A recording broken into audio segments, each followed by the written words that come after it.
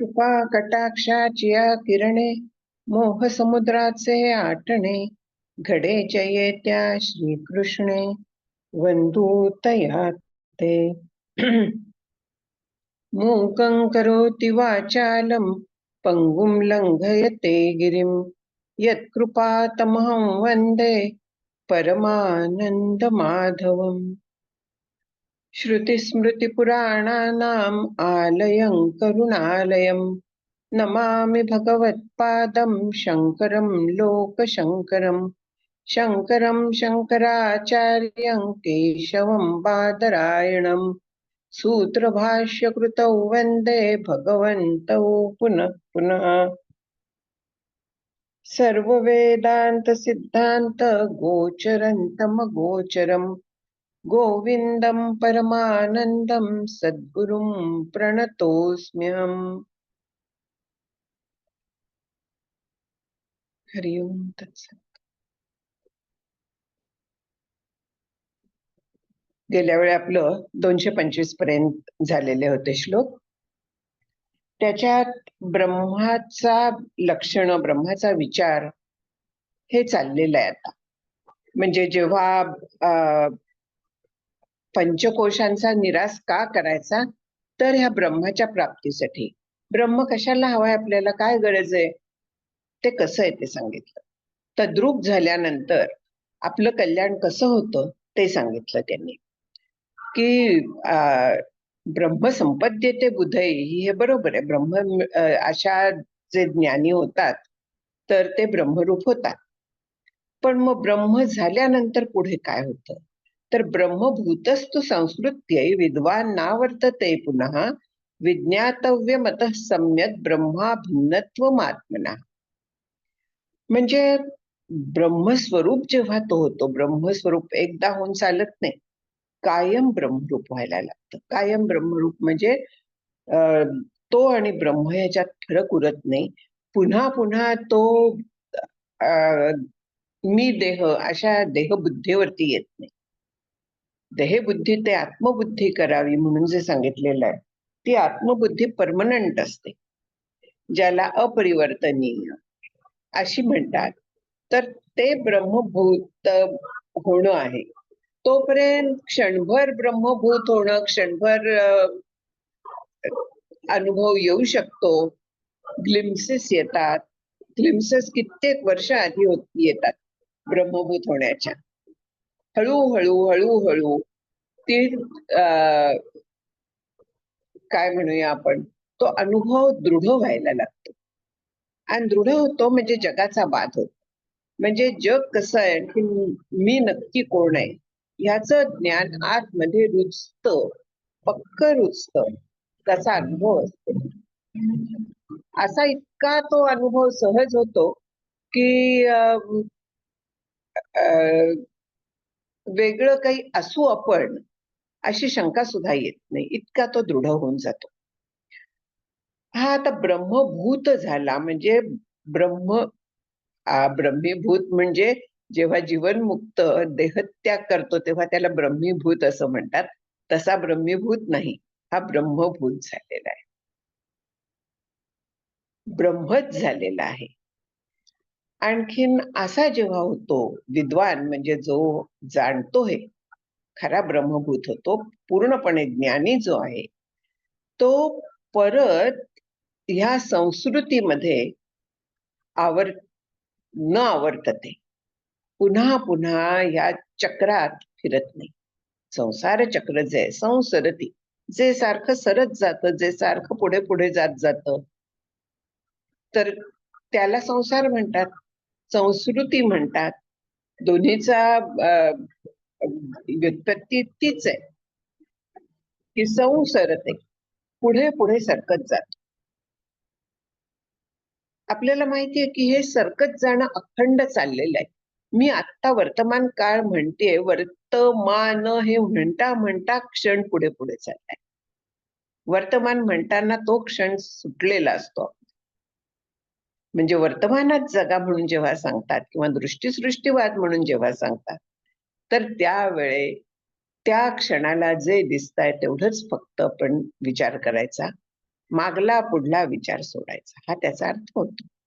आणखीन इथे विद्वान ना वर्तते पुन्हा पुन्हा या संस्कृतीत सापडत नाही.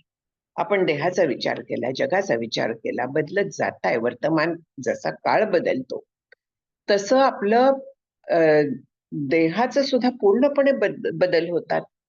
अखंड देहामधला सेल मरत असतात, नवीन जन्माला येत असतात.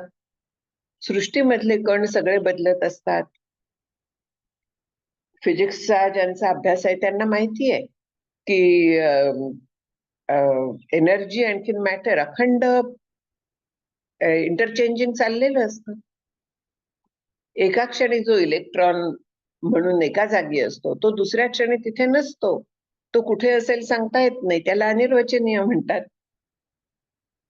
कसं आहे सांगता येत नाही, अनिर्वचनीय आहे ते. याही दृष्टीने पाहिलं तर ते अनिर्वचनीयच आहे. म्हणून जेव्हा असा विद्वान ब्रह्मभूत होतो, ब्रह्मच होतो, तेव्हा तो पुन्हा जन्माला येत नाही. हे फळ सांगितलं. कशासाठी हे करायचं, ब्रह्माभ्यास करायचा, एवढं सगळं शास्त्र जाणून घ्यायचं, हे पंचकोशांचा निराश करायचा, त्याच्यासाठी वैराग्य मानवायचं, हे सगळे उपद्व्याप करायचे कशाला? चांगलं आमचं सुखात आयुष्य चाललंय ना. फक्त प्रॉब्लेम एवढाच येतो की आपलं सुखात चाललेलं आयुष्य कधी दुःखात जाईल भरोसा नाही. आणि आपण ज्याला सुख म्हणतो ते वास्तविक सुख असतं का हा विचार करायला लागतो. मी सुखात आहे आपण म्हणतो आणि कुठची तरी चिंता आपल्याला भेडसावते. प्रवासाला जायचंय, रस्ते खराब आहेत, कुठे दरड कोसळली, काय करणार, अडकेन मी, काळजी वाटते. सध्या कोकणामध्ये दरडी कोसळण्याचं इतकं प्रमाण आपल्याला पेपरमध्ये ऐकू येत आहे. रस्त्यावरती दरडी कोसळतायत, रेल्वे ट्रॅक वरती कोसळतायत, बोगद्यात कोसळतायत, चाललेलंच आहे सारखं. मग तसं झालं तर मी काय करायचं? काळजी आहे मला मोठी. अशी जी असते म्हणजे साध्या साध्या गोष्टीतली काळजी असते. कशाला हा विचार करायला हवाय? जे व्हायचं ते होईल, असेल प्रारब्धात ते होईल, जेव्हा व्हायचं तेव्हा होईल. विचार कशाला त्याबद्दल करायचा? ज्या गोष्टी माझ्या हातात नाहीये त्याच्याबद्दल विचार करण्यात अर्थच नाहीये. ही संस्कृती आहे, हे सरकत जाणं आहे. आणि हे सरकत जाणं जे आपलं चालतं सारखं, आपण विचार करत नाही म्हणून आपण वर्तमानात राहत नाही, दृष्टीसृष्टीवादात राहत नाही. तसं जर का राहिलो तर ब्रह्मभूत होणं हे अवघड नाहीये. ते परिपूर्ण वैराग्य होतं. मग भूतकाळाचा विचार करायची गरजच नाही. त्याच्यातनं जे काय शिकलो असू त्यानुसार पुढले निर्णय घेण्याच्या पुरता पुढला विचार करायचा. मागला विचार तेवढ्या पुरताच, त्याच्या पलीकडे गरज काय आहे? काहीतरी चुकलं माझं, होऊन गेलं. अरे चुकलं, आता संपलं ना, होऊन गेलं ना. त्याच्यातनं काय शिकायचं ते शिकली ना, पुन्हा चूक होणार नाही याची काळजी घ्यायची. That's all. विचार कशाला करायचा परत? बरं, त्यावेळेस चुकलं आपण म्हणतोय, आत्ता चुकलं म्हणून. ते त्यावेळेस जे केलं त्या रिझल्टवरनं केलं. मी जेव्हा एक्स-रे क्लिनिक सुरू केलं, रत्नागिरीत छोटंसं गाव होतं. मला सगळ्यांनी वेड्यात काढलं होतं. पण ते जेव्हा वर्ष 2 वर्षांनी चांगलं चालायला लागलं, तेव्हा तीच लोकं म्हणायला लागली, की तुझा डिसिजन योग्य होता म्हणून. तेच जर का चाललं नसतं, तर मला मूर्ख म्हणाली असती. म्हणजे अ, लोकांच्याकडे जर का लक्ष दिलं असतं, तर मी इथे आले नसते. पण मी विचार करून पूर्ण जर का निर्णय घेतला होता आणि समजा नसतं चाललं, तरी त्यावेळेला पूर्ण विचार करून निर्णय घेतला होता, त्यावेळी तो योग्यच वाटला होता. त्याच्याबद्दल विचार करायचं कारण नाहीये. प्रारब्धाच्यामुळे जे व्हायचं ते झालं. चाललं, प्रारब्धाच्यामुळे चालला. चालला नसता तरी प्रारब्धाच्यामुळे चालला नसता. तयारी मनाची पूर्ण ठेवलेली होती, संपलं. विचार आणखीन हवाय कशाला? चालेल की. विचार हवाय कशाला की माझं तेव्हा चुकलं म्हणून. चुकलं की नाही हे रिझल्टवरनं आपल्याला कळतं. पण आपण डिसिजन घेताना नेहमी पूर्णपणे विचार करून घेतलेला असतो. तो त्यावेळेस योग्य असतो. नंतर काय फळ मिळतं ते प्रारब्धाने मिळतं, हा विचार ठेवायचा. आणि हे प्रारब्धाने मिळतं एकदा आपलं ठरलं, निर्णय घेताना विचार करून घ्यायचा. पण नंतर फळ जे आहे, कर्मण्येवाधिकारस्ते मा फलेषु कदाचन, हे जे सांगतायत हे इथे आहे की त्याच्यानंतर फळाचा विचार कुठच्याही करायचा नाहीये. आणि असं आपण जर का केलं तर ह्या संस्कृतीतनं आपण बाहेर पडू शकतो. बाहेर पडायला फार मदत होते अशा पद्धतीच्या विचारांची. विद्वान नावर्तते पुन्हा पुन्हा पुन्हा या आवर्तनात आपण सापडत नाही. जो असं जाणतो तो या संसार चक्रातनं सुटतो. एवढंच फळ आहे का हो? आणखीन फळ आहे. खरं जे फळ आहे ते पुढे सांगतील आणखीन. विज्ञातव्यमतः सम्यक ब्रह्मा भिन्नत्व आत्मना, इथे ब्रह्मरूप होतो, ब्रह्मापासून अभिन्न होतो. ब्रह्मा भिन्नत्व म्हणजे ब्रह्म अभिन्नत्व. सम्यक पूर्णपणे जेवढं ब्रह्म आहे तेवढी मी होऊन जाईल. ब्रह्म आणखीन तो जीव यांच्यात भेद राहत नाही, मुळात नाहीच आहे, पण आहे असं वाटतं. देहबुद्धी असल्यामुळे मी स्वतःला देहा एवढी मानते. पण जेव्हा देहबुद्धी ते आत्मबुद्धी करावी हे होतं, जेव्हा मी ब्रह्म आहे हे मला अनुभवायला येतं, नुसतं बुद्धीला कळून उपयोग नसतो. जेव्हा मला हे नक्की दृढ होतंय, अपरिवर्तनीय दृढ होतं, तर त्यावेळेस काय होतं, तर ब्रह्म जेवढं आहे तेवढी मी होते. जेवढं ब्रह्म आहे तेवढी मी होणार. तसूभर सुद्धा कमी नाही. की देह आहे म्हणजे मग देहासकट काय आहे काय हे शास्त्र सांगतं की जो ब्रह्म जाणतो तो त्याच्या देहासह ब्रह्म होतो. कारण त्याच्या लेखी जे दिसतायत ते सगळं ब्रह्मच आहे ना. जडाजडी अंशी राहते जे सरसी, ते चेतना का तुझसी लटिके नाही म्हणून माऊली सांगतायत, म्हणजे भगवंत सांगतायत. सगळीकडे व्यापून आहे, मी सुद्धा सगळीकडे व्यापून होतो. मग जेवढं ब्रह्म तेवढाच ब्रह्मवेद होतो. ब्रह्म जो जाणतो तो त्या ब्रह्मा एवढा होतो. म्हणून हे विश्वची माझे घर असं म्हणतात माऊली. विश्व हे घर कसं झालं, ते विश्वरूप झालंय म्हणून. हे सगळं जाणल्यानंतर पूर्णपणे ब्रह्मरूप होतं. जेवढं ब्रह्म तेवढाच तो होऊन जातो, दुसरं काही होणार नाही. आणि मग ब्रह्म जसं आहे तसं तो होऊन जाणार आहे.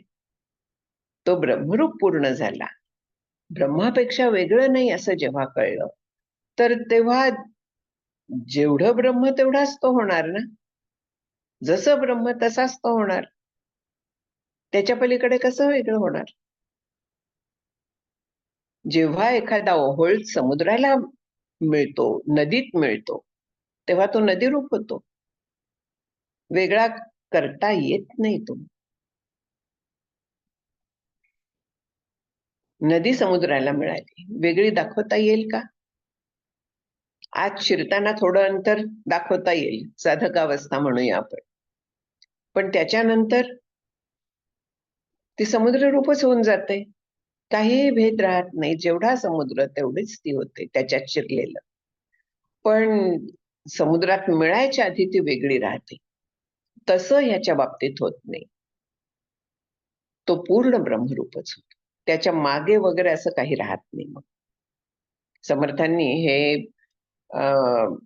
मला वाटतं सद्गुरु लक्षण का त्याच्यात सांगितलेलं आहे की सद्गुरूला उपमा काय देता येईल, हा विचार चाललेला असताना हा विषय येऊन गेलाय त्याच्यात. की शिष्य वेगे ब्रह्मची होय म्हणून म्हटलेलं आहे की सरिता मिळणी मागे सरिता नावाची वेगळी दाखवता येते, पण शिष्य तसा नाही होत, तो गुरुरूपच होतो, म्हणजे ब्रह्मरूपच होतो. म्हणजे सम्यक ब्रह्म अभिन्नत्वम आत्मना. सम्यक ब्रह्म, पूर्ण ब्रह्म तेवढाच हा होऊन जातो, त्याच्याहून वेगळा राहत नाही. आणि ते ब्रह्म कसं आहे, तर सत्यम ज्ञानम अनंतम ब्रह्म विशुद्धम परम स्वतः सिद्धम नित्यानंदैक रसम प्रत्यगाभिन्नम निरंतरम जयती. कसं आहे? सत्य आहे. आता आपण म्हणतो मी सत्य बोलते, कोर्टात शपथ घेतली जाते की सत्य तेच सांगेन वगैरे. सत्य सांगतात का ते? तिथे सत्याचा अर्थ वेगळा आहे, खरं बोलणं वगैरे. पण सत्य, सत्य, सत्य, सत म्हणजे जे कायम आहे,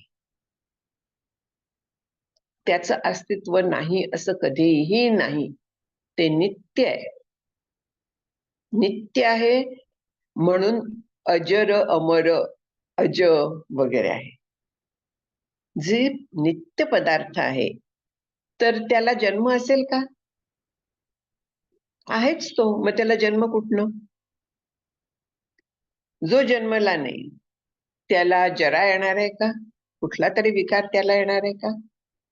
नाही येणार. सत्य आहे तो. तो आहे आहे आणि आहे. तो नाही असं कधीही नाही. ब्रह्म जे आहे ते नाही असं कधीही नाहीये. ते स्वरूप आहे माझं. ते स्वरूप असल्यामुळे मी नाही असं कधीही नाही. देहरूपाने मी आज आहे, कधीही जाऊ शकते, कधीतरी नव्हते. पण आत्मरूपाने मी नाही असं कधीही होत नाही. आत्मरूपाने मी कायम आहे, आहेच. त्याला सत म्हणायचं. ते सत्य आहे. सत्यम, ज्ञानम. आपण पाहिलंय, ज्ञान म्हणजे चित, कायम चितरूप म्हणजे ज्ञानरूप. मग ज्ञानरूप आहे तर मला जर का आता आफ्रिकेत काय चाललंय म्हणून विचारलं तर सांगता येईल का? तसं ज्ञानरूपत्व नाहीये ते. मुंडकोपनिषदात प्रश्न विचारलाय शिष्याने की जे एक जाणलं असताना बाकी सगळं जाणल्यासारखं होतं, ते काय? कस्मिन्नु भगवो विज्ञाते सर्वमेव विज्ञातम भवति. भगवान म्हणतात आपल्या श्री गुरूंना की काय एक असं आहे की ते जाणलं असताना सगळं जाणल्यासारखं होतं. जाणल्यासारखं होतं, जाणलं जातं असं नाही. उदाहरण आहेत की एक सोनं जाणलं तर त्याचे सगळे दागिने जाणलायत ना, सगळे जाणलाय. एक प्लास्टिक जाणलं, प्लास्टिक पासून होणारी प्रत्येक गोष्ट मी जाणली आहे. म्हणजे नाम रूप जे आहेत ती भिन्न आहेत, स्वरूप जे आहे ते तेच आहे. म्हणून नामरूपात रमायचं नाहीये, हा विषय पुढे येतोय. म्हणून हे जे ब्रह्म आहे ते चिद्रूप आहे. चिद्रूप आहे म्हणजे ज्ञानरूप आहे, तेच ज्ञान आहे. त्याला ज्ञान होणार नाहीये, त्यांनी ज्ञान होणार नाहीये, तेच ज्ञानरूप आहे. आणि ते ज्ञानरूप असल्यामुळे मला ज्ञान होत आहे. आपण हा विषय बऱ्याच वेळा पाहिलेला आहे मला वाटतंय. अनंतम, कुठे आनंद आणि कुठे अनंत असं श्रुतींमध्ये आहे. एके ठिकाणी सत्यम ज्ञानम अनंतम ब्रह्म, एके ठिकाणी सत्यम ज्ञानम आनंदम ब्रह्म असं. तर ब्रह्मसूत्रामध्ये हा प्रश्न उपस्थित केला होता पूर्व पक्षाने. पूर्व पक्ष म्हणजे आयदर शिष्य किंवा दुसरा मताचा वादी, त्यांनी हा प्रश्न उपस्थित केला होता. आणखीन त्याला शंकराचार्यांनी उत्तर दिलं की सत्य ज्ञान अनंत काय आनंद काय, दोन्ही त्याच्यात आहेत. ब्रह्म कसं आहे ते सांगता येत नाही. ब्रह्म झाल्यानंतर जेव्हा माणूस व्युत्थान पावतो, जेव्हा पुन्हा भानावरती येतो, तेव्हा आनंदाचा संस्कार असतो, म्हणून ते आनंद रूप आहे.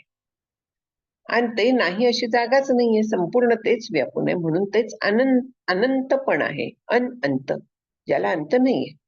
नित्य जे म्हटलं, मगाशी जे म्हटलं नित्य, आता नित्य आहे आणि अनंत आहे, आनंद आहे. अनंत आहे म्हणजे कुठे ते नाहीये, सगळीकडे तेच आहे. आकाशाचा डोह भरला कदापि नाही उचंबळेल.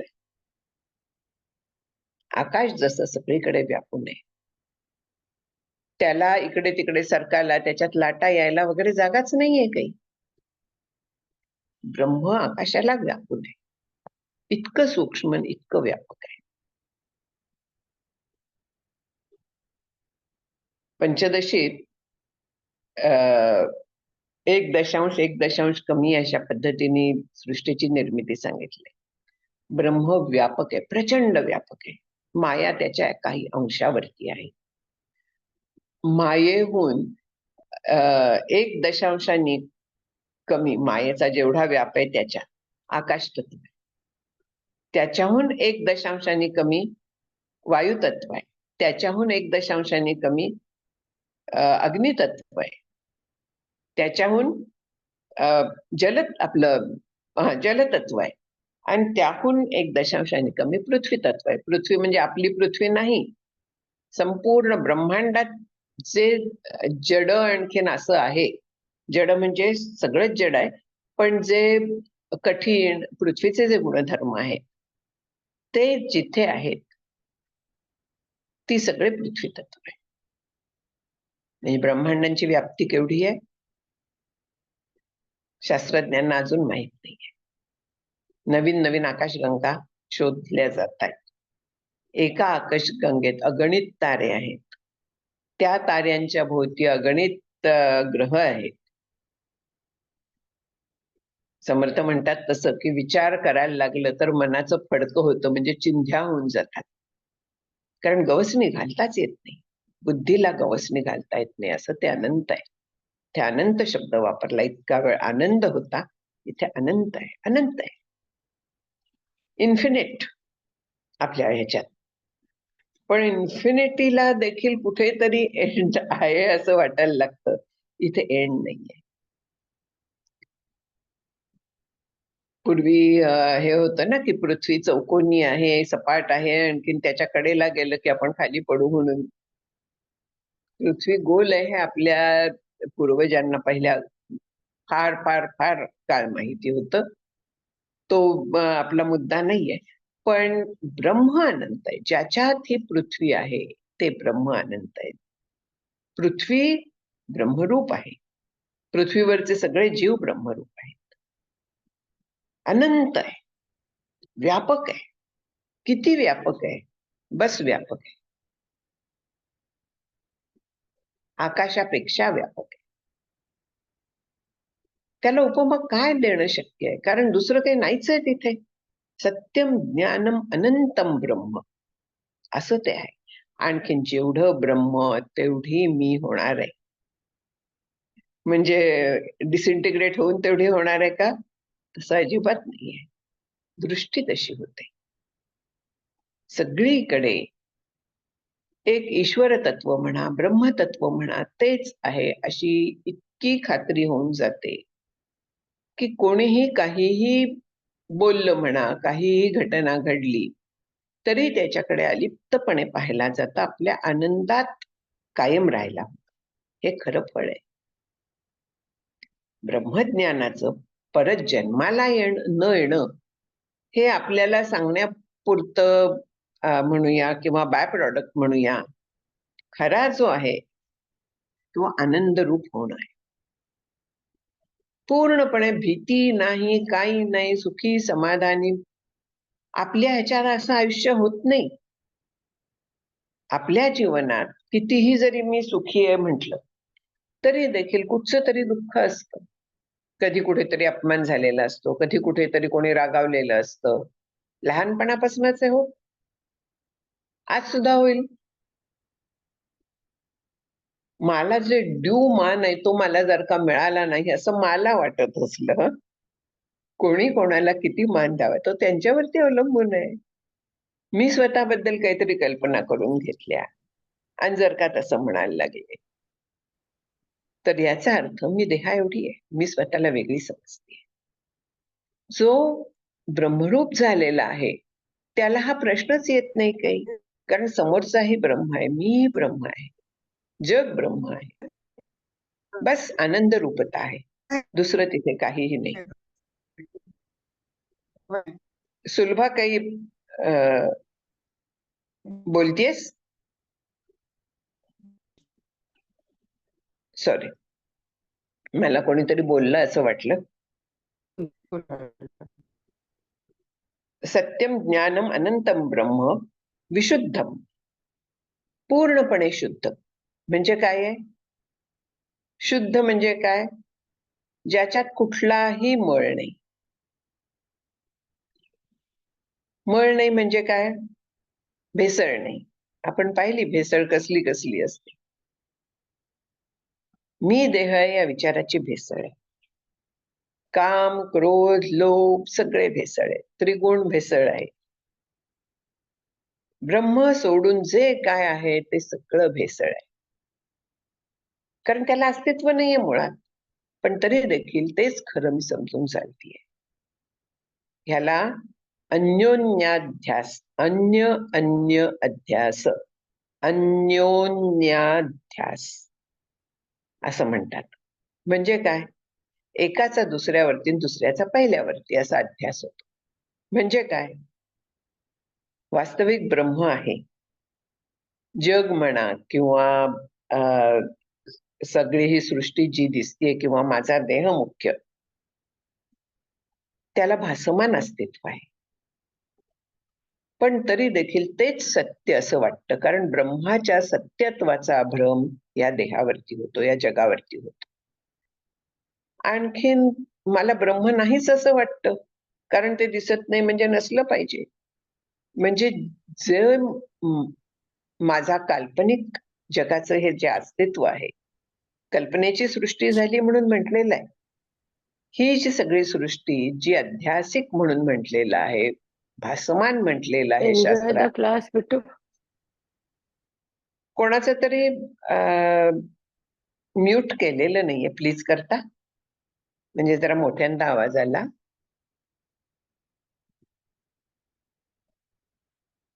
एनिवे, तर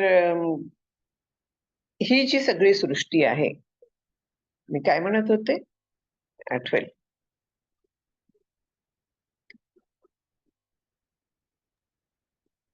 अन्योन्याध्यास. अन्योन्याध्यास, थँक्यू. तर ही जी भासमान सृष्टी आहे, म्हणजे सृष्टी आपलं जग सगळं आहे, वास्तविक जे नाहीये पण आहे असं वाटतंय, त्या नाहीपणाचा अध्यास ब्रह्मावरती होतो. कारण मला ब्रह्म कळतच नाही. जे जे दृष्टीला दिसेल, जे ज्ञानेंद्रियांना जाणवेल तेच फक्त सत्य असं मी धरून चालते, आणि त्यामुळे मला ब्रह्म नाहीच असं वाटतं. म्हणजे वास्तविक मी नाहीये. नामरूप मिथ्या आहेत. नामरूप ही भासमान आहेत. मग अशी जसं म्हटलं की फक्त सोनं सत्य आहे. दागिन्यांचा आकार जो आहे तो बदलत जातो, वितळत जातो. परत दुसरं काहीतरी बनवूया. मुळात खाणीतनं सोनं काढलं जातं, ते वितळवून शुद्ध करून अग्नीत टाकून मग दागिने केले जातात, त्याच्यात भेसळ मिसळून. हे असं जे आहे तसं ब्रह्माच्या बाबतीत काही नाही. ब्रह्म जे आहे तर ते आपल्याला नाही असं वाटतं, आणि ते वास्तविक आहे. त्याच्या आहेपणाचा अध्यास आपल्यावरती होतो, आपल्या नाहीपणाचा म्हणजे मायेच्या नाहीपणाचा अध्यास आपण ब्रह्मावरती करतो. हे परस्पर जे आहे तो अन्योन्य अध्यास आहे. हा अध्यास बाजूला करायचा आणि ब्रह्म जसं आहे विशुद्ध तसं जाणायचं. ते जाणायचं ब्रह्म. सत्यम ज्ञानम अनंतम ब्रह्म विशुद्धम परम स्वतःसिद्धम. सगळ्याच्या पर आहे ते. पर आहे म्हणजे पलीकडे आहे, सगळ्याच्याहून श्रेष्ठ आहे. पर म्हणजे सगळ्याच्याहून श्रेष्ठ, सगळ्याच्या पलीकडे असं आहे ब्रह्म. विशुद्ध परम स्वतःसिद्धम. ते आहे हे सांगायला किंवा ते सिद्ध करायला काही गरजच नाहीये. ते आहेच, ते आणायला लागत नाही. आपल्याला सवय जी झालेली आहे ती जगातल्या सगळ्या गोष्टी कुठनं तरी आपण आणतो, म्हणूया दुरुस्त करतो बिघडलेल्या, त्या खराब होतात, उत्पन्न केल्या जातात. पण ब्रह्माचं तसं नाहीये. ब्रह्म उत्पन्न करायचं काय गरज आहे? ब्रह्म कायम आहे, अजय आहे आपण पाहिलं, नित्य आहे आपण पाहिलं, स्वतः सिद्धम आहे.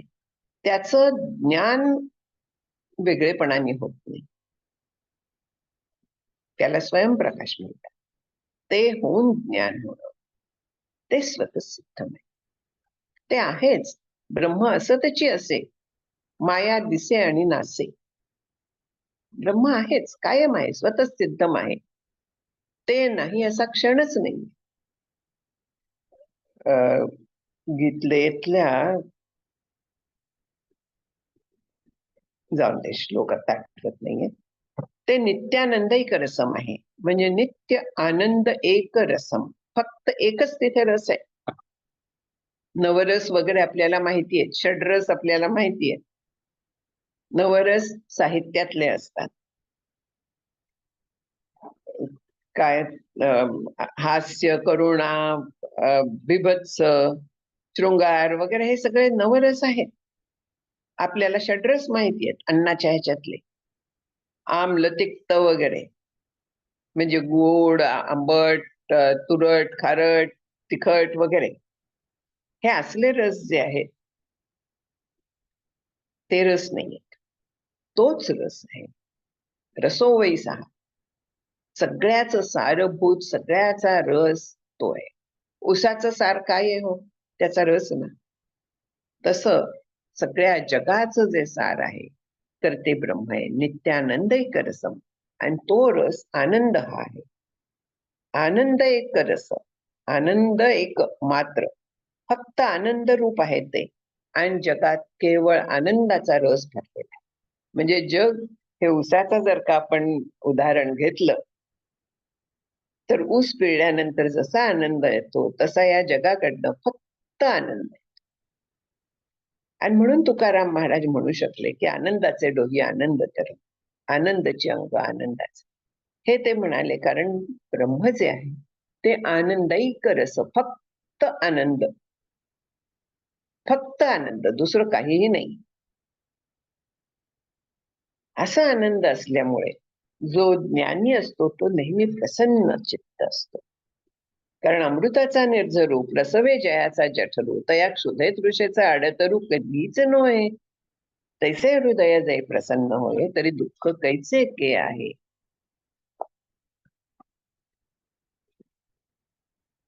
पूर्ण आनंद रूप होतो. नित्य आनंद एक रस आहे. नित्य आपण पाहिलं कायम आहे, आणखी आहे. ते नाही असं कधीही नाहीये. आणि ते नाही असं नित्य असल्यामुळे ते बाकीच्या सगळे गुणधर्म त्याला आहेत. मग आपण सद्रूप म्हणतो, मग आपण ते नित्य आहे म्हणून अजय अमर म्हणतो, म्हणून त्याला अनादि अनंत म्हणतो. हे सगळे जे आहेत ते नित्य आहेत, त्याच्या पोटात येतात. ते आहे म्हणून त्याचं ज्ञान होतं. नित्य आहेत. नित्य, आणखीन नित्य शब्द नित्य म्हणून वेगळा पण घेता येतो आणि नित्य आनंद एक असंही म्हणता येतं, की केवळ आनंद स्वरूप आहे असंही म्हणता येतं आपल्याला. आणि प्रत्येक भिन्न, प्रत्येक अभिन्न. प्रत्येक म्हणजे आत. आत काय? आत आणखीन अभिन्न म्हणजे काय? आत काय बसलाय? चैतन्य. चैतन्य तत्व काय आहे? कुटस्थ म्हणतो ना आपण त्याला, आत्मतत्व म्हणतो आपण. ज्याला मी मी मी म्हणून आपल्याला जाणीव असते, ज्याची अस्तित्वाची जाणीव आहे, मी मी असं जाणवणं. ते जे प्रत्येक तत्व आहे, प्रत्येकाच्या आतमध्ये, प्रतिऐंशी प्रत्येकाच्या आतमध्ये जे तत्व भरलेलं आहे तेच तत्व आहे. व्यापून आहे, सगळीकडे व्यापून आहे असं जे तत्व आहे. जेव्हा जीव आपण म्हणतो, म्हणजे मी म्हणजे कोण आहे? जीव आहे. मी म्हणजे शरीर आहे. जरी आपला समज असला तरी देखील मी कधीतरी जाणार आहे हे आपल्याला माहिती असतं. शरीर हे पडणार आहे कधीतरी हे आपल्याला माहिती असतं. शरीर आता बदलत आहे हे आपल्याला सारखं कळत असतं. वय झालं आता, आमची काय लाकडं गेली वगैरे आपण ह्या पद्धतीने म्हणत असतो. हे बदल सारखे चालू आहेत, पण त्याच्या आतमध्ये ज्याच्या अधिष्ठानावरती, ज्याच्या आधारावरती म्हणूया, हे जे बदल चालतात ते एकमेव अद्वितीय तत्व प्रत्येकाच्या आतमध्ये आहे. जरी जड पदार्थ धरला तरी त्या जडाच्या आत देखील तेच तत्व आहे. तिथे अंतःकरण नाहीये, त्यामुळे त्यातली चेतना जाणवत नाही. पण तरी देखील आपण हे पाहिलेलं आहे, सगळीकडे तेच तत्व व्यापून आहे. म्हणून ते कसं आहे? प्रत्येक अभिन्न. म्हणजे मी ज्याला मी म्हणते, आत्मतत्व म्हणते, ते आत्मतत्व आणि ब्रह्मतत्व अभेद आहे. काहीही फरक नाहीये, काहीच फरक नाहीये त्याच्यात. मी ओंजळीत आकाश घेतलं म्हणते, वेगळं पाडलं का? असं जे मी मुठीत ह्याच्यातनं पकडून ठेवलाय ते बाकीच्या आकाशाहून वेगळं झालंय का? अजिबात नाही वेगळं झालेलं. डबा रिकामा आहे, त्या डब्यात आकाश भरून ठेवलाय मी, असं होईल का? आहेच त्याच्यात आकाश, वेगळं भरायला लागतं का? अजिबात नाही. तसं देह जो आहे तर तो त्या ब्रह्मामध्येच बांधला गेलाय ना, त्याच्यात आहेच तो. घट जेव्हा बनवतात तर तेव्हा तो ब्रह्मातच, आकाशातच बनला जातो की नाही? का नंतर त्याच्यात आकाश आणून ओतलं जातं? घट जो आहे तो आकाशातच बनतो. तसंच आपला देह जो आहे किंवा संपूर्ण विश्व जे आहे ते ब्रह्मावरतीच भासायला लागलंय. रज्जून सर्पाचं नेहमीच उदाहरण घेतल्याशिवाय चालत नाही आपल्याला. मग तो जो सर्प आहे तो त्याच्या प्रत्येक कणात रज्जूच आहे, दुसरं काही आहे का? हा सर्पाचा कण वेगळा, हा रज्जूचा वेगळा, असं असतं का?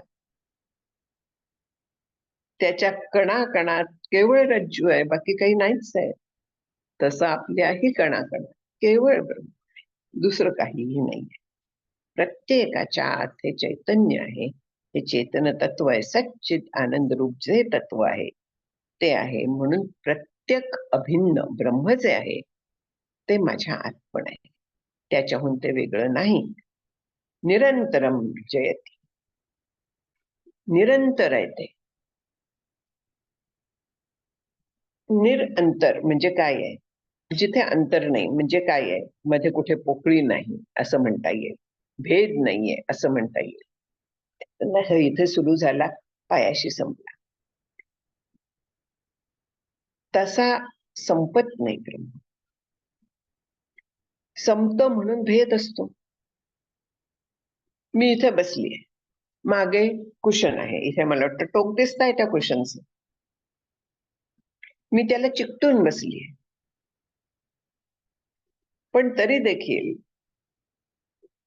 मी आणखीन ती कुशन ह्याच्यात अगदी किंचित अंतर आहेच.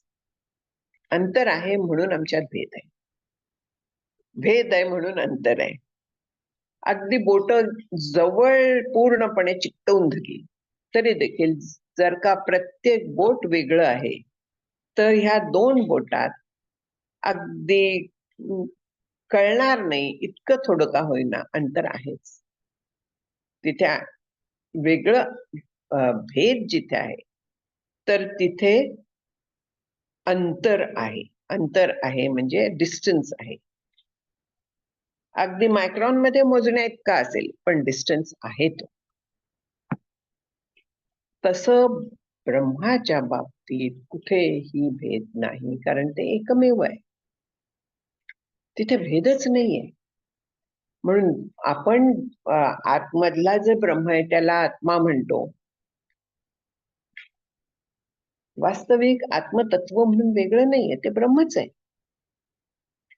बाह्य अभ्यंतर कुठलाच भेद नाहीये तिथे. त्याला ओतप्रोत असं म्हणतात. त्याला माऊलींनी छान दृष्टांत दिलेत की सोनियाचे मणी केलेत ते सोनियेचे सुती गुंफले. आपल्याला माहितीये की दागिने घडवताना सोन्याची तार असते आतमध्ये, आणखीन त्याच्यामध्येच ते सोन्याचे मणी गुंफलेले असतात, गाठवलेले असतात. पण तरी आपण मणी वेगळा आणि तार वेगळी असं म्हणतो. वास्तविक सगळं सोनंच आहे. काय भेद आहे? काही नाहीये. त्याला आत बाहेर केवळ सोनं आहे. त्या मण्याच्या आत देखील सोनंच आहे आणि मणी देखील सोनंच आहे.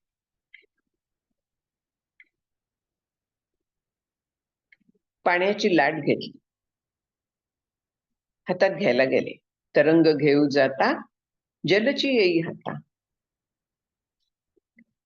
तसं बाह्याभ्यंतर भेद विरहित, कुठलाही भेद नाहीये ब्रह्मात. आत बाहेर नाहीये, ओतप्रोत संपूर्ण सराउंडिंग. जर का पाण्यात सूर मारला तर आपल्या बाहेर वगैरे सगळीकडे पाणी असतं, पण आतमध्ये ते पाणी नसतं.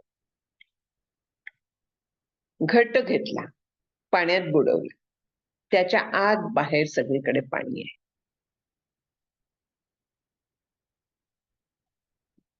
पण तिथे जी मधला भिंत आहे म्हणूया मातीची किंवा कुठल्या मेटलचे जो घट असेल तसं, ती त्यांना वेगळं करायला उपाधिरूप कारण होते. ती उपाधी आहे. वास्तविक वेगळे नाहीयेत, पण वेगळे वाटतात. तसं माझ्या देहाच्या उपाधीमुळे, माझ्या अंतःकरणाच्या उपाधीमुळे आत्मा आणि ब्रह्म हे दोन शब्द तयार झालेत. वास्तविक दोन्हीत काहीही भेद नाहीये. आतल्या ब्रह्माला आत्मा म्हणायचं, कुटस्थ म्हणायचं, साक्षी म्हणायचं आणि बाहेरच्या आत्म्याला ब्रह्म म्हणायचं. कुठेही काहीही फरक नाहीये. असं जे आहे ब्रह्म, कसं सांगितलं? सत्यम ज्ञानम अनंतम ब्रह्म विशुद्धम परम स्वतःसिद्धम नित्य आनंदैकरसम प्रत्यग अभिन्नम निरंतरम जयती. तेच सगळ्यात उत्तम आहे, सगळ्यात श्रेष्ठ आहे, म्हणजे त्याचा कायम जय होतो ना. तेच सगळ्यात उत्तम आहे, सर्वोत्कृष्ट. दुसरं काहीही नाही त्याच्याहून उत्तम, कारण ते एकमेव अद्वितीय आहे. जेव्हा दोन असतात तिथे काहीतरी वेगळं असू शकतं.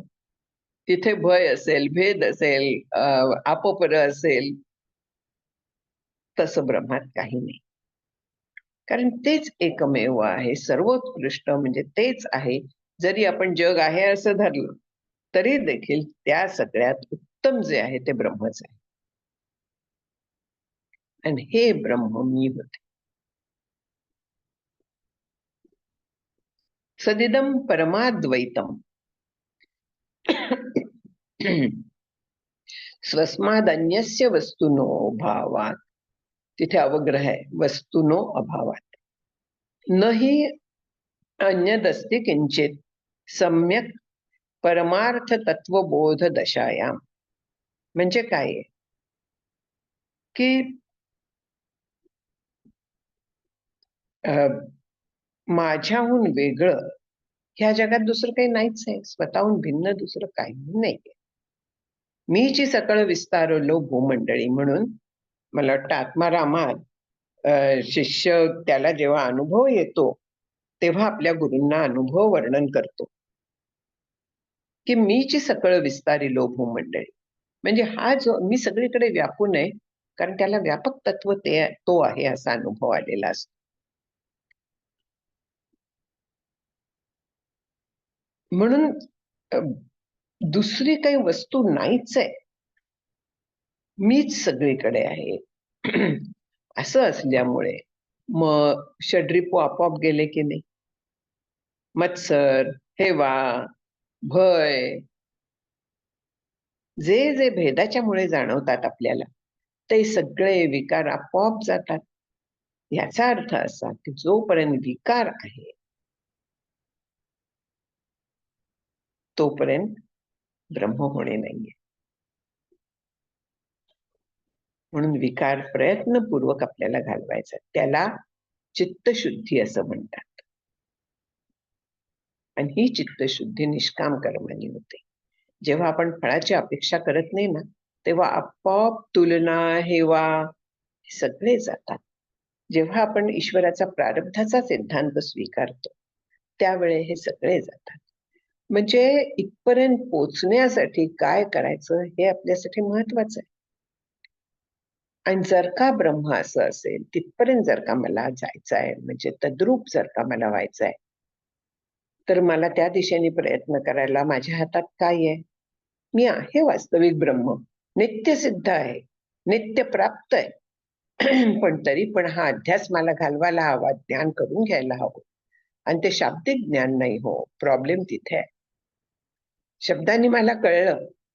एक गोष्ट आहे ना, की एक राजा असतो, आणखीन त्याला ज्ञानाबद्दल वगैरे खूप आदर असतो. तो डिक्लेअर करतो की जो चारी वेद जाणतो, चतुर्वेद वेत्ता, तर त्याला मी खूप मोठं बक्षीस देईन काहीतरी. एक माणूस जातो, सांगतो मी चारी वेद जाणतो, ऋग्वेद, यजुर्वेद, सामवेद, अथर्ववेद, द्या मला पैसे. हे जाणणं झालं का? केवळ 4 वेद आहेत आणि त्यांची नावं मला माहिती आहेत, हे जाणणं म्हणता येईल का? तसंच आपलं जाणणं असतं. मी ब्रह्म जाणते असं जर का मी म्हटलं, तर शब्दाने जे जाणलं जातं ते इतकंच असतं, त्याच्या पलीकडे नसतं. अनुभवाने जाणायचं आहे. दुसरं काही नाहीये, ते मी आहे. स्वस्माद अन्यस्य वस्तुनो अभावात, माझ्याहून दुसरं काही नाहीच आहे ना, फक्त मी सगळीकडे व्यापून आहे. आणि त्यामुळे उत्कृष्ट आहे, सत आहे, सजातीय विजातीय भेद रहित असं म्हणण्यात येतं. सगळ्या वस्तूंचा अभाव म्हटलेला आहे. स्वस्माद अन्यस्य वस्तुनो अभावात, माझ्याहून वेगळी काहीही वस्तू नाही. अभाव सांगितलेले आहेत आपल्या शास्त्रात. मला वाटतं मंगेशदादांनी सांगितलं काय, आठवत नाही मला, बहुतेक सांगितलंय पण आपलं रिव्हिजन होते. अभाव हा जो संकल्पना आहे ना, त्याला शून्य नाही म्हणता येत. शून्य जे आहे ते काहीच नाहीये. आणखीन अभाव जाणणारा तिथे असतो. आपल्या इथे अभाव म्हणून जो घेतलेला आहे, तर तो भेद नाहीये हे सांगण्यासाठी अन्योन्याभाव आहे. अन्योन्याभाव म्हणजे अन्य अन्य अभाव, एकाचा दुसऱ्याहून अभाव, म्हणजे तिथे द्वैत आलं, भेद आला. अन्योन्याभाव हा द्वैत नाही हे सांगण्यासाठी येतो. प्रध्वंसाभाव म्हणजे प्रध्वंस अभाव, म्हणजे प्रध्वंसानंतर होणारा अभाव. जगाचा प्रध्वंस झाला, विश्व संपूर्ण प्रलयात गेलं, तरी त्या ब्रह्मवस्तूचा अभाव नाहीये. जग सुद्धा बीज रूपाने मायेमध्ये राहतं आणि माया ब्रह्ममध्ये राहते. त्यामुळे पुढल्या कल्पाच्या वेळेस परत ते सगळं जसंच्या तसं निर्माण होतं. बीज अंकुरत आणि अंकुरून पुन्हा जर का मी मुक्त झालेली नसेल, तर तेवढ्या काळानंतर पुन्हा जो मला योग्य माझ्या कर्मानुसार जन्म आहे, तो मला नव्या जगात मिळणार. म्हणजे ब्रह्म जे आहे ते एकमेव आहे, त्याच्याशिवाय दुसरी वस्तू नाहीये. त्याचा अभाव आहे. आणि प्रध्वंस जो आहे, तर ब्रह्माला प्रध्वंसच नाहीये. प्रध्वंस आणि अभाव जो होतो तो आता घट फुटला समजा, परत तो निर्माण होणार आहे का? नाही, तसा निर्माण होईल, तो नाही निर्माण होणार. त्याच्या प्रध्वंसाने त्याचा अभाव झालेला. प्राक अभाव, सुरुवातच नाही. ब्रह्माला सुरुवात नाही असं आहे का? इथे ब्रह्म सुरू झालं आणि तिथे संपलं असं नाहीये. ब्रह्माला कधी जन्म नाहीये, ते अज आहे, ते नित्य आहे. आपण बघितलं. असं असल्यामुळे त्याला प्राक अभाव पण नाहीये. प्राक अभाव, प्रध्वंस अभाव, अन्योन्य अभाव आणि अत्यंत अभाव. अत्यंत अभाव म्हणजे शून्य असं वाटतं, पण म्हटलं तसं की ह्या जगाचा अत्यंत अभाव आहे, पण ब्रह्माचा नाही. ब्रह्म कायम आहे. म्हणून हेच अन्यस्य वस्तुना अभावात म्हणून जे इथे म्हटलेलं आहे, ते फॉर ऑल प्रॅक्टिकल पर्पजेस जग जरी दिसत असलं तरी ते तसं नाहीये. तरी ते नाहीये, त्याला अस्तित्व नाहीये. मृगजळ दिसताय, पण वास्तविक आहे का? तशी त्याची खात्री होते. जगात व्यवहार तो तसाच करतो. ह्या देहाने करतो, ह्या मनाने करतो, बुद्धीने करतो. पण ते सगळे नाशिवंत आहेत, ते जाणार आहेत, मिथ्या आहेत, हे त्याला 100% माहिती असतं. मी ब्रह्म आहे हे त्याला 100% माहिती असतं. त्याला स्वतंत्र सत्ता नाहीये. स्वतंत्र सत्ता म्हणजे स्वतंत्र अस्तित्व. स्वतंत्र अस्तित्व फक्त ब्रह्माला आहे. जगाचं अस्तित्व जे आहे ते ब्रह्मावरती अवलंबून आहे. म्हणजे त्याला स्वतःची सत्ता नाहीये, तर ते परसत्ता आहे, अन्याची सत्ता आहे, दुसऱ्याची सत्ता आहे. म्हणून मायेच्या लक्षणात हे एक लक्षण आहे, प्रतीती मात्र सत्तावान. म्हणजे काय? जोपर्यंत ती प्रतीती येते, जोपर्यंत मला दिसताय तोपर्यंतच तिला अस्तित्व आहे. परत आला दृष्टीसृष्टीवाद. जोपर्यंत दिसताय तोपर्यंतच अस्तित्व आहे. तसंच प्रत्येक बाबतीत हे लक्षात ठेवायचं. प्रतीती मात्र सत्तावान हे जे म्हटलेलं आहे मायेला, कुठून शब्द आला तो? तर दुसरं काही नाहीये. बाकीचं सगळं जे आहे तर केवळ एक ब्रह्म आहे. त्याच्या पलीकडे दुसरं काही नाही. आणखीन तेच सर्वोत्कृष्ट आहे, तेच मोक्षधाम रूप आहे. मोक्षधाम म्हणजे काय? मोक्षरूपी घर. निरंजनी आम्ही बांधिलंय घर. निरंजन ब्रह्माचं एक विशेषण आहे. जिथे रजोगुण वगैरे नाहीये, जिथे कसला रंग नाहीये, बाकी असं जे आहे ते निरंजन असतं. आणि तिथे मी घर बांधलं म्हणजे मी ब्रह्मरूप झालं, हा त्याचा अर्थ आहे. पण दुसरं लक्षात घ्यायचं, त्या बोध दशामध्ये दुसरं काहीही नाहीये. सदिदम परम अद्वैतम स्वस्माद अन्यस्य वस्तून अभावात. सगळ्या गोष्टींचा अभाव असल्यामुळे, कुठचीही गोष्ट बाकी नसल्यामुळे हे एक ब्रह्मच सगळ्यात उत्तम आहे असं म्हणायला लागतं. कारण तेच एकटं आहे, श्रेष्ठ आहे. आणखीन ही परमात्म तत्व बोध दशायाम ही अवस्था असते. द्वितीयाद्वै भयम भवती हा अभयरूप झालेला असतो. कारण दुसरं काही नाहीये. मीच सगळीकडे आहे. मी मला घाबरणार आहे का?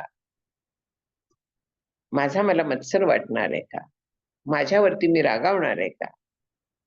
माझ्या चुकीवरती रागवेन, माझ्यावरती नाही. असं बोध दशा जेव्हा येते तेव्हा त्याच्यामुळे भय वगैरे सगळं जातं. त्याच्यामुळे आनंद रूपता येते, कारण ब्रह्म आनंद रूप आहे. पण त्यामुळे क्रोध म्हणा, लोभ म्हणा, लोभ कसला करणार, क्रोध कसा कोणावरती करणार, सगळीकडे आपोआप हे सगळं जातं. पण आधी म्हटलं तसं प्रयत्नांनी घालवायला लागतं. प्रयत्नांनी पूर्णपणे ते दूर करायला लागतं. आणि त्याच्यासाठी पुन्हा निष्काम कर्म आणि उपासनेशिवाय पर्याय नाही. कितीही म्हटलं की मला फक्त ज्ञान पुरेसं आहे, नाही पुरेसं. ज्ञान होणार नाही, झालं तरी टिकणार नाही. वैराग्या वाचूनही ज्ञानासी तगणेची नाही म्हणून माऊली म्हणतात. आणि वैराग्य म्हणजे काय आहे?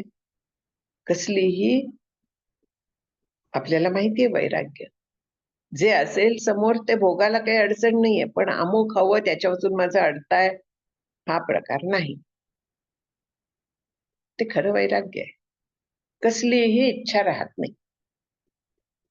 येताय येऊन दे, जाताय जाऊन दे. भोग घ्यायचा आहेस, आनंदाने घ्यायला काही अडचण नाही. जग सुंदर आहे फार.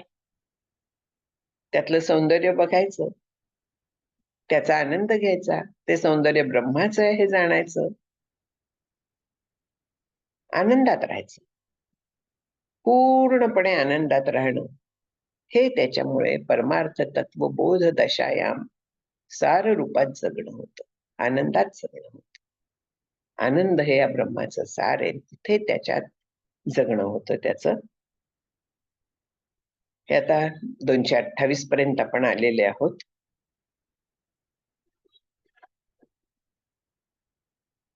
पुढल्या वेळेस आता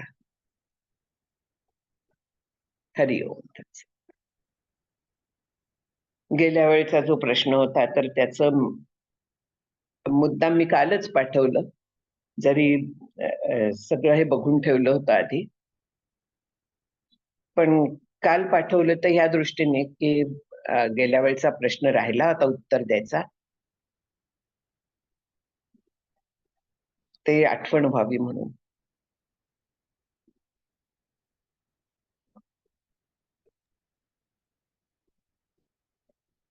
ज्योत्स्नाताई, तुमच्या चरणी नमस्कार करतो.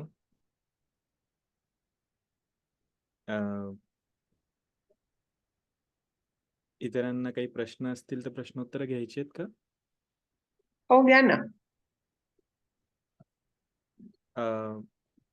कोणाला काही प्रश्न असतील तर ते अनम्यूट करून विचारू शकतात. हरिओम तत्सत.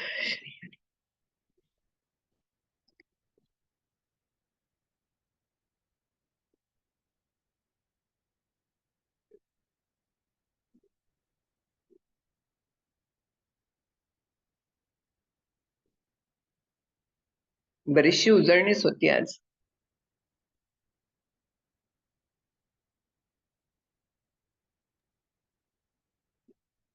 ठीक आहे. नाही आहेत प्रश्न असं दिसतंय. येस. चालेल, मग मी शेवटचा श्लोक म्हणतो. व्हावी पूर्ण कृपा गुरु मजवरी, प्रार्थित भावे तुला. वारी सर्व अरिष्ट नेऊ निलया, संमोह जो वाढला. अज्ञानांध जनासी मुक्त करुनी, शांतीपदी बैसवी. विनती हीच असे न मागत तुझे, भक्ती तुझी ही हवी. श्री सद्गुरुनाथ महाराज की जय. हरिओम. जय श्रीराम. जय श्री